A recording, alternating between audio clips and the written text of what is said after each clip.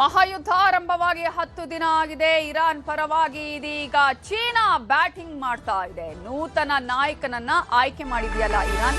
ಈ ವಿಚಾರಕ್ಕೆ ಸಂಬಂಧಪಟ್ಟ ಹಾಗೆ ಅಮೆರಿಕ ಒಂದು ಆಕ್ರೋಶವನ್ನ ವ್ಯಕ್ತಪಡಿಸಿದ್ರು. ಟ್ರಂಪ್ ಒಂದಷ್ಟು ರೀತಿಯಾಗಿ ನನಗೆ ಸಮ್ಮತಿ ಇಲ್ಲ ಅನ್ನುವಂತಹ ರೀತಿಯಲ್ಲಿ ಮಾತಾಡಿದ್ರು. ಇದೇ ವಿಚಾರಕ್ಕೆ ಸಂಬಂಧಪಟ್ಟ ಹಾಗೆ ನೂತನ ನಾಯಕನ ಆಯ್ಕೆ ಇರಾನ್ನ ಆಂತರಿಕ ವಿಚಾರ. ನಾಯಕನ ಆಯ್ಕೆಯಲ್ಲಿ ಬೇರೆಯವರ ಮಧ್ಯಪ್ರವೇಶ ಸರಿಯಲ್ಲ, ಟಾರ್ಗೆಟ್ ಮಾಡ್ತೇವೆ ಅನ್ನೋ ಬೆದರಿಕೆಯನ್ನ ವಿರೋಧಿಸ್ತೇವೆ ಅಂತ ಇದೀಗ ಇರಾನ್ ಬೆಂಬಲಕ್ಕೆ ಚೀನಾ ನಿಂತಿದೆ.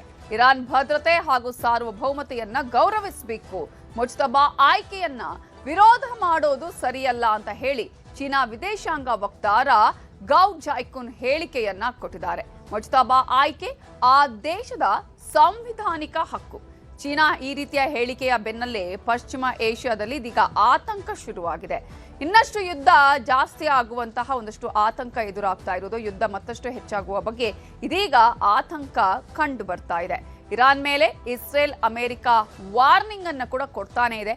ನೂತನ ನಾಯಕನ ಆಯ್ಕೆಯಲ್ಲಿ ಮಧ್ಯಪ್ರವೇಶ ಮಾಡಿದ್ದು ನಮ್ಮ ಒಪ್ಪಿಗೆ ಪಡೆದು ನಾಯಕನ ಆಯ್ಕೆ ಮಾಡಬೇಕು, ಒಪ್ಪಿಗೆ ಪಡೆಯದೆ ನಾಯಕನ ಆಯ್ಕೆ ಆದ್ರೆ ಹತ್ಯೆ ಮಾಡ್ತೀವಿ, ಆಯ್ಕೆ ಮಾಡುವ ಇಡೀ ತಂಡವು ನಮ್ಮ ಟಾರ್ಗೆಟ್ ಅಂತ ಹೇಳಿ ಅಮೆರಿಕ ಇಸ್ರೇಲ್ ಹೇಳಿಕೆಯನ್ನ ಕೊಟ್ಟಿದ್ದು. ಇದಕ್ಕೆ ಚೀನಾ ಕಠಿಣ ಸಂದೇಶವನ್ನ ರವಾನಿಸಿದೆ.